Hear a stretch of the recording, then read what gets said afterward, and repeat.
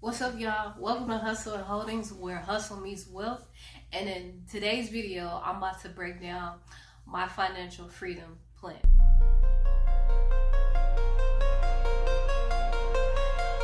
So I'm not gonna waste a lot of time. I'm just gonna jump right into it. So the first thing I did was open a brokerage account with Fidelity.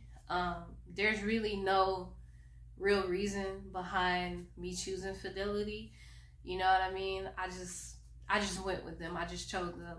So if you're thinking about going with Fidelity or Ease Trade or Webull, those are all great choices.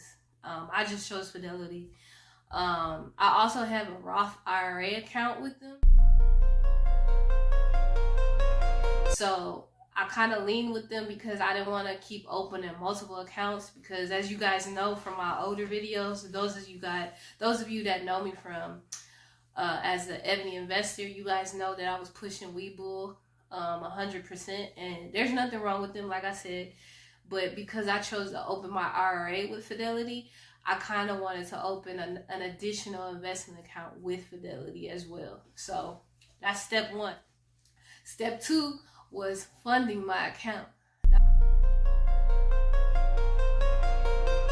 This was really difficult for me because I had to really take accountability and be honest with myself.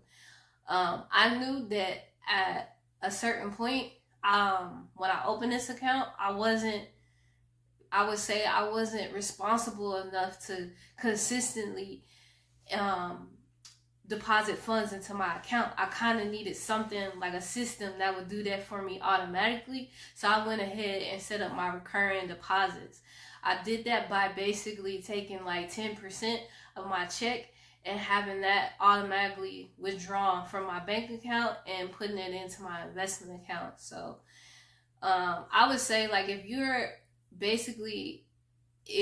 a person that can just do it on a consistent basis as far as like funding your account, then go ahead and just fund your account on your own. But if you need a little help, like how I did, then I would say set up recurring deposits. So that's step two. Step three is I had to build my watch list. Now, all last year, I was preparing for 2025. And I knew 2025 was kind of going to be a little different given the fact that we got a new president. So I kind of built my watch list based on kind of like the new president and sectors that I think that we're going to do well this year. So I mostly look at like financials, the financial sector, technology, and industrial.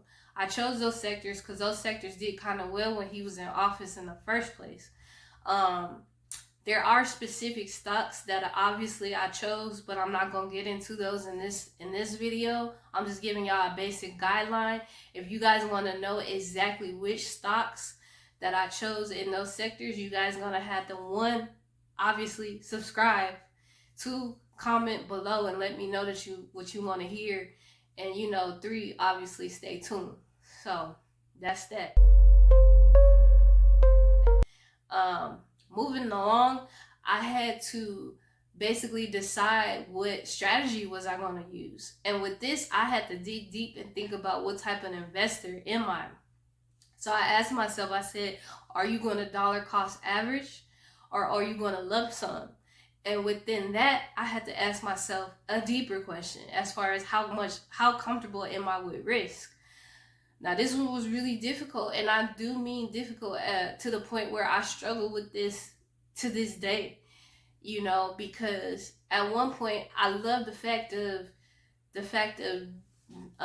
depositing a lump sum of money and exposing myself to higher returns. However, I hate the fact that I would be also exposing myself to massive losses, and I just wasn't comfortable with that. However, with dollar cost averaging, I'm not cool with only obtaining minimal returns. I know that there's minimal risk, but there's also minimal returns. Is that I feel like personally I work really hard for my money. You know what I mean? This is the Hustle and Holdings channel, so we not just talking about 9 to 5. We talking about hustle too. I have a lot of other hustles that I'm involved in, and I just can't really see my money not getting the maximum returns. So what I did is I kind of combined both. So I DCA, I DCA monthly, but then I go ahead and I drop a lump sum quarterly. So I have basically, if you're new to what I'm talking about, you don't know what dollar cost averaging is. That's basically when you decide you're gonna invest into a certain company. Um, at a certain price point. So basically, you're like, I'm gonna buy $100 of this company, $100 of this every single time I get paid. I'm just gonna keep investing $100, regardless if this company goes up or if this company goes down. I'm just gonna keep investing $100.